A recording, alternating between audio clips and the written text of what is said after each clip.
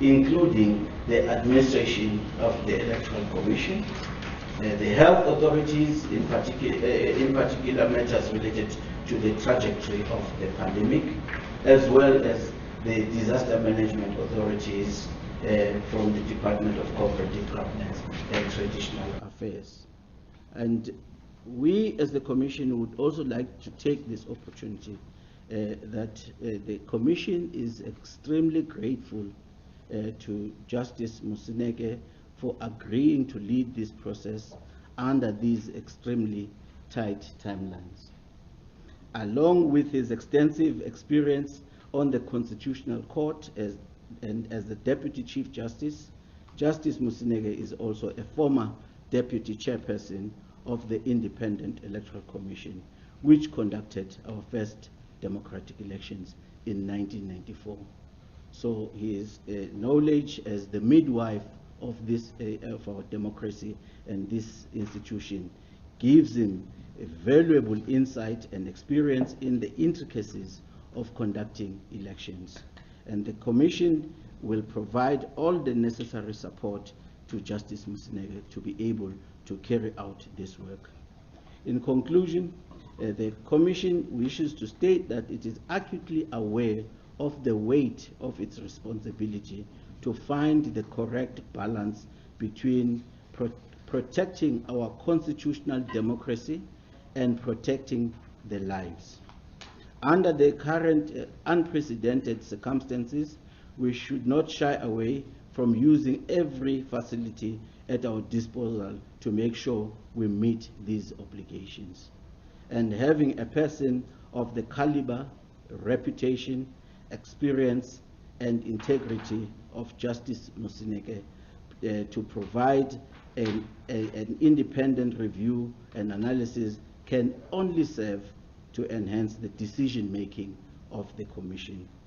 And the Commission, lastly, wishes to appeal to all the political parties to assist as much as possible Justice Moseneke in meeting the deliverables within the timelines that are available to us. I thank you for your time. Jefferson, thank you very much for your remarks. May I take this opportunity to invite Justice Moseneke to make his remarks as well. Justice? Thank you, Chairperson. Justice, may you please just a second, just to assist the media. Moseneke, next to you.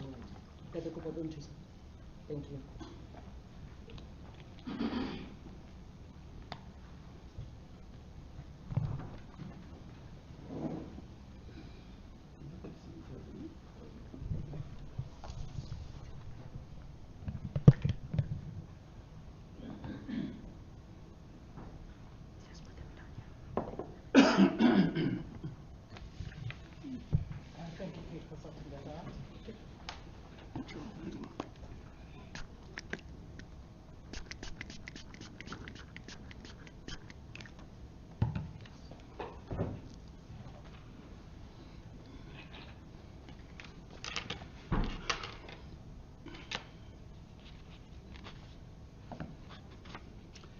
Chairperson, all who are here present, excuse me, it is with a keen sense of duty to support electoral democracy in our country, South Africa, that I've accepted the invitation from the Electoral Commission of South Africa to lead a process to review whether the current conditions are conducive or not to the holding of free and fair elections later this year.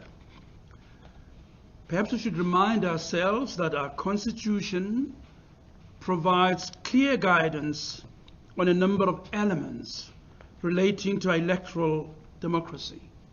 These include, first, in Chapter 1, Section 1 of the founding provisions, provides for South Africa a system of universal adult suffrage, a national common voters' roll, regular elections, and multi-party system of government to ensure accountability, responsiveness, and openness. Second, under Section 19, dealing with political rights, our Constitution provides that every citizen has the right to free, fair, and regular elections for any legislative body established in terms of the Constitution. Thirdly, the Constitution in Section 159 is also clear on a limitation of 5 years for the term of office, municipal councils, and provides for a new election to be held within 90 days of the expiry of that term. And finally, the Constitution in Chapter 9 establishes and mandates the Electoral Commission to manage those elections and ensure they are free and fair. Over the past 27 years, since our first democratic elections, we have seen our democracy mature and thrive through 6 national and provincial elections and 4 local government elections. But today, as we prepare for our 5th local government elections, our democracy, and indeed all democracies around the world, face an unprecedented threat from the COVID-19 pandemic. The pandemic has affected almost every country, every person, every aspect of our lives over the past 16 months. Electoral democracy has not been spared. Almost 80 countries and territories have postponed elections over the past 18 months due to concerns over the pandemic, while a further 118 countries opted to proceed with elections. The responses of democracies around the world show that there is no right or wrong approach to this quandary, nor can any decision be made in isolation from the particular circumstances and conditions prevalent within that country. While our Constitution is silent on how exactly we should deal with such unforeseen circumstances, it does provide overall guidance that all elections must be free and fair. And as such, the key consideration cannot only be whether the elections meet the timing prescripts, but also whether they meet the prescripts of freeness and fairness. Section 114.4 of the Electoral Commission Act 1996 provides a possibility wherein the Commission may publish a report on the likelihood or otherwise that it will be able to ensure any pending elections will be free and fair.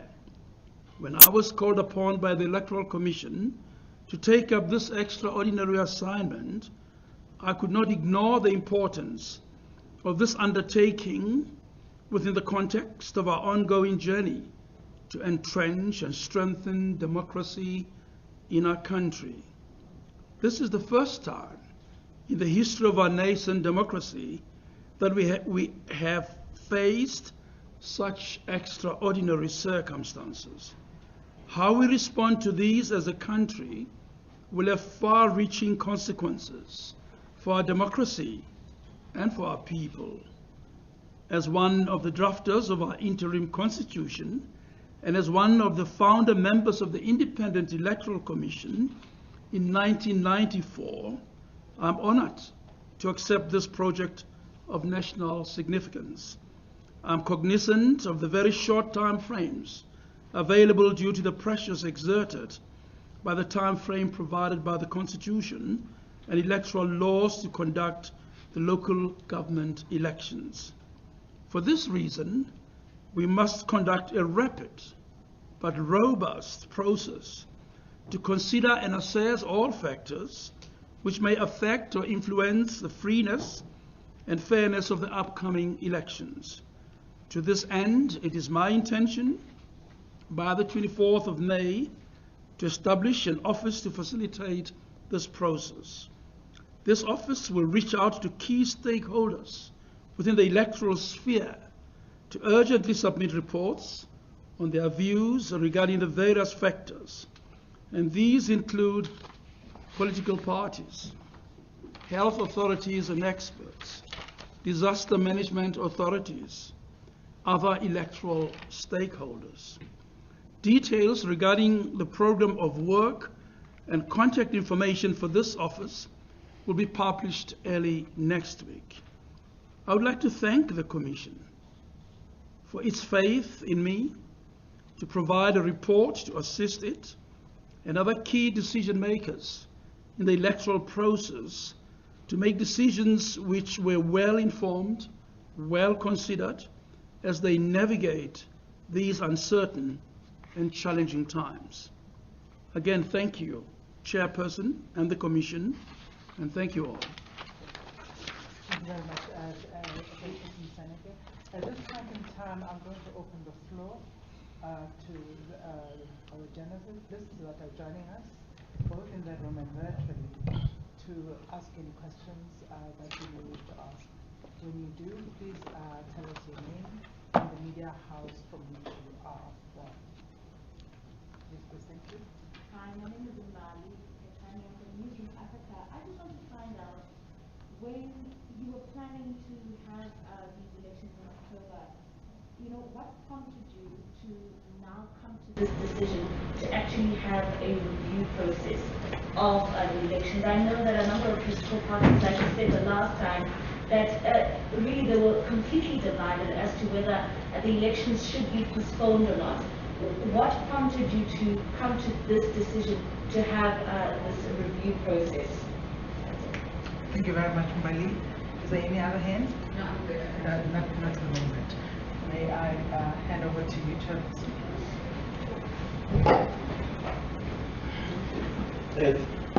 Thank you, Mbali. I think, as we've indicated as a Commission, is that the work that we are doing is continuous. The plans remain, but we are taking an additional step to actually look into the issues that were brought forward by the political parties as our key stakeholders, to say they have the following concerns. So as the Commission, this is just an ongoing process in looking into the situation. As we have indicated, this is our planned date. We should be in a position to deliver the elections. We still stand by that. However, we are taking this extra step and extra measure so that we can apply ourselves to the concerns that we raised. But most importantly, ultimately, we want to make sure that this election is optimally fortified.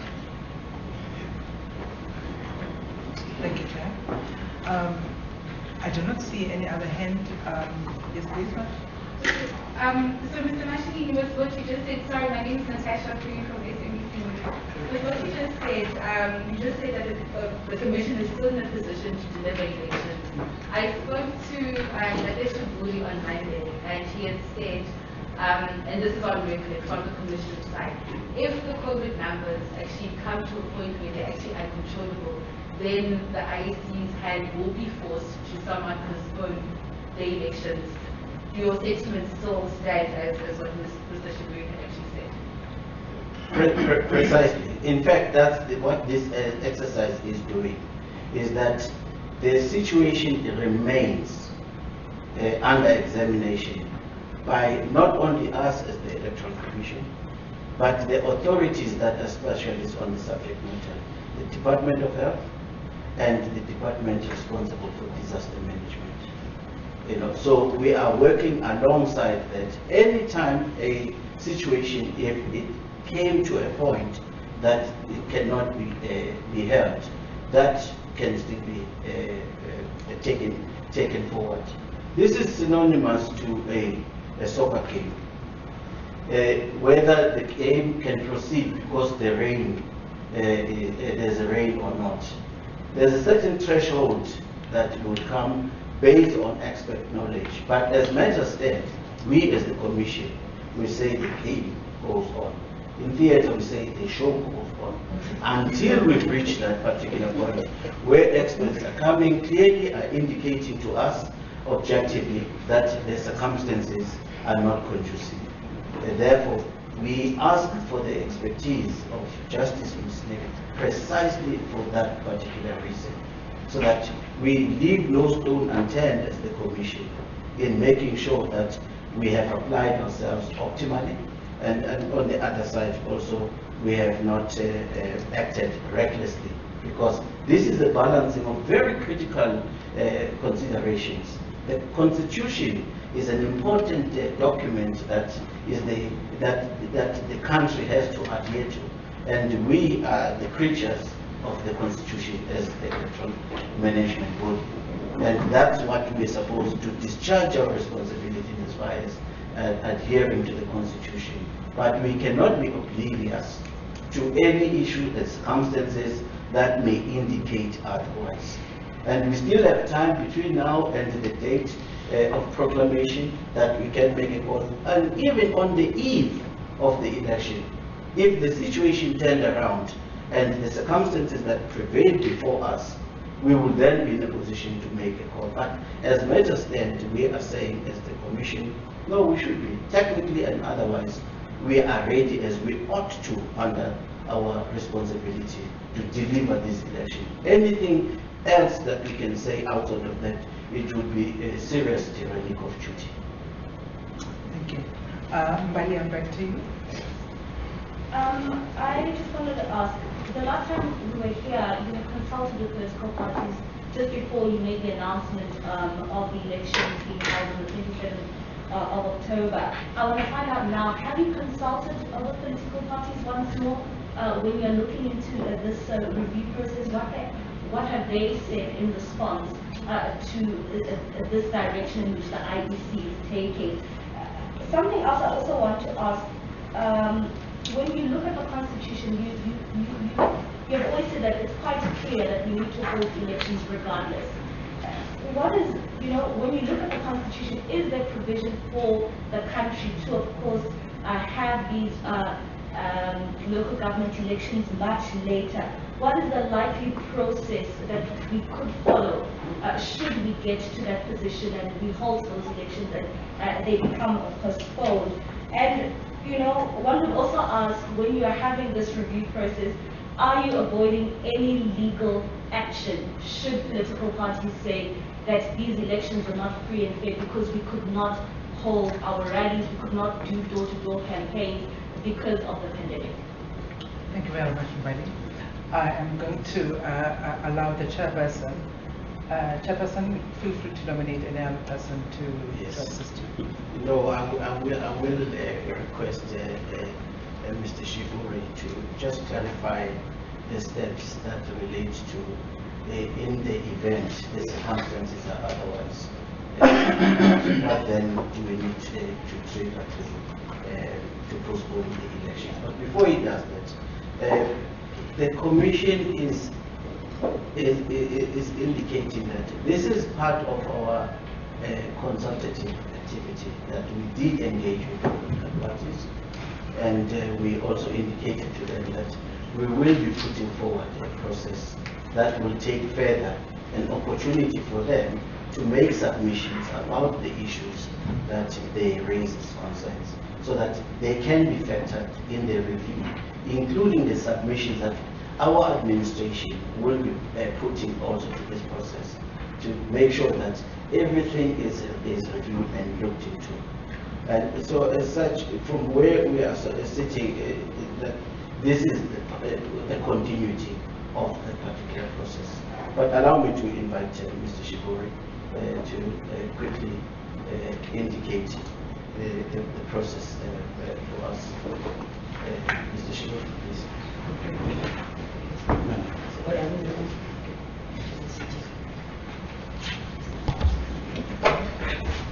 Thank you, Chair. I think at the outset, let's state the obvious, and that is the Commission on its own has no authority to vary the date of an election beyond the 90 days prescribed in the law and in the Constitution. What the Commission has said consistently is that the law and the Constitution also do not impose a duty on it to perform in circumstances of objective impossibility. If objectively it is established that elections may not proceed because of the rate of infections and the uncontrollable spike in COVID-19 cases. The Commission may then, on those circumstances, be in a position to approach the Constitutional Court to do the following. First, to ask for direct access, because the Apex Court is loath to consider constitutional matters as a court of first and last instance. Secondly, the Commission must demonstrate to the court the circumstances that lead to the impossibility, and those may not include failure on the part of the Commission to stand ready within the constitutionally determined time frames. Beyond that, the Commission must also submit a timetable to the court that indicates when it is able to hold election, and that period cannot be far removed from the 90-day term of within which the election must be held. In short, it is not up to the Commission to decide whether it wishes to proceed or it doesn't wish to proceed with the election. Its actions are constrained by the law and the Constitution. Thank you very much. My Last last question. question with political parties, have you consulted them? May you come back to me? But, Raise your one- voice, please. Sorry, one more question that I asked earlier about political parties, whether they have been consulted. Political parties, have Oh. they been consulted? No, as I was saying, Mbali, this is the process that started on the 22nd of April, where we met as the Commission. Continuously, we have consultation with political parties through the office of the CEO. But on the 22nd, there was a special commission meeting where now the Commission met with the leaders of the political parties. They made their submissions.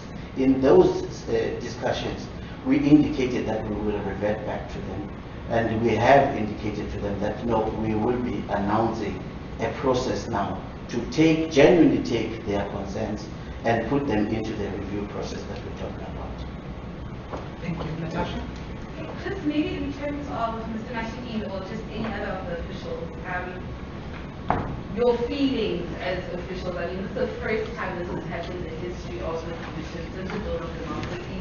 Like Justice Moseneke said, that these are unprecedented times. I mean, how are you guys feeling? Confident. We're feeling confident, and we're feeling very much on top of the situation. In fact, I think we are in our top element as the Commission. The commissioners are here. There's a unanimity on the issue, on the process that we're taking. And this process is not questioning our technical readiness. As far as technical readiness, the Commission is ready. We can deliver the election.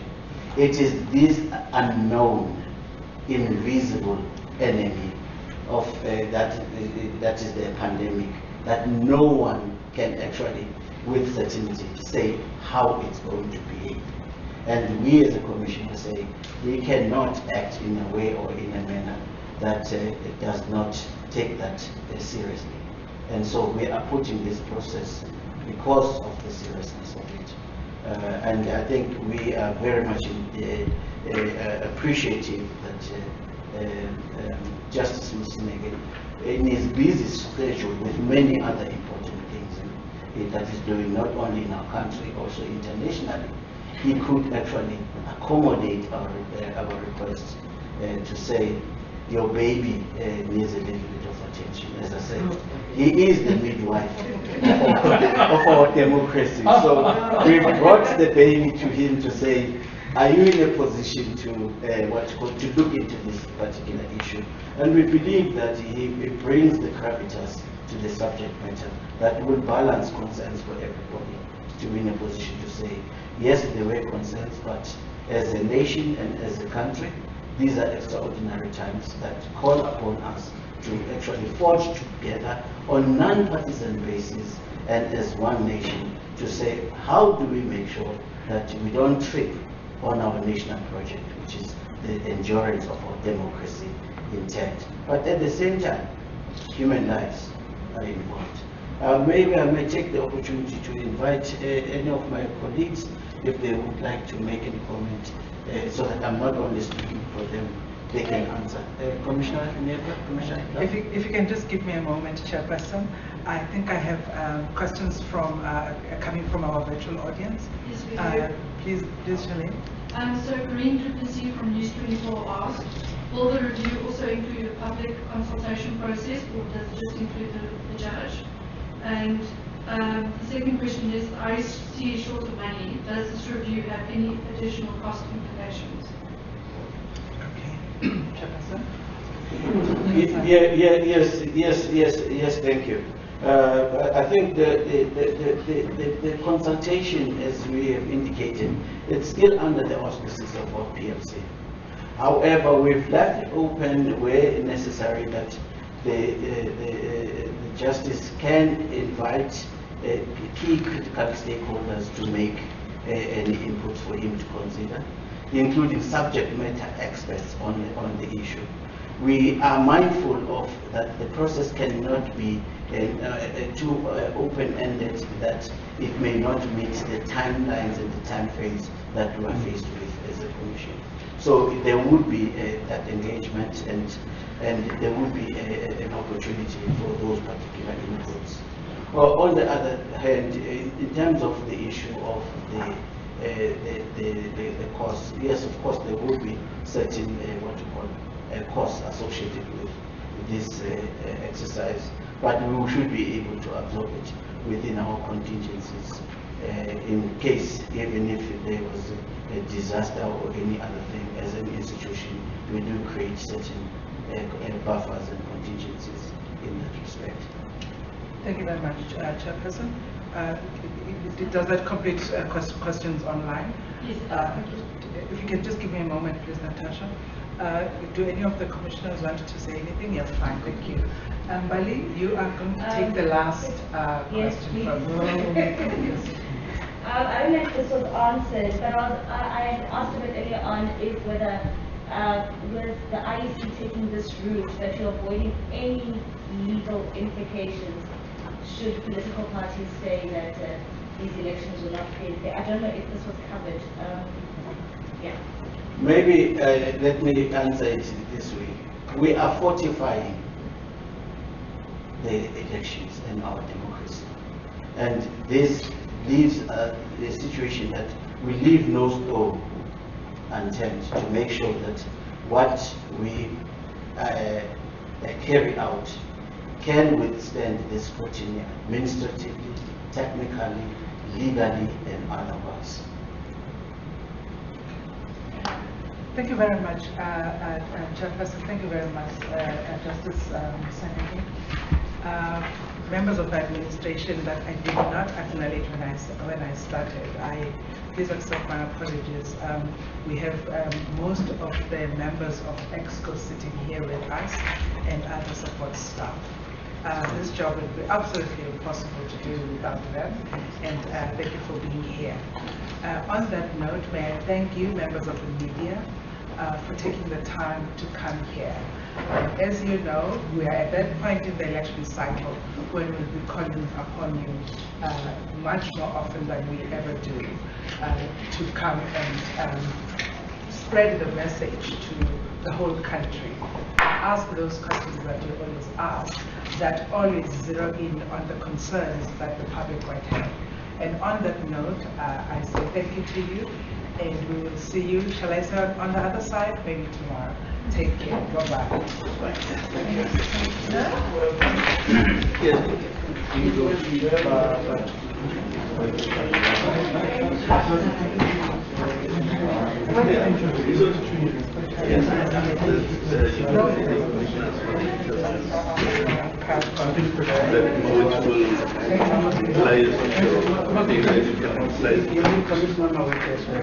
Yeah.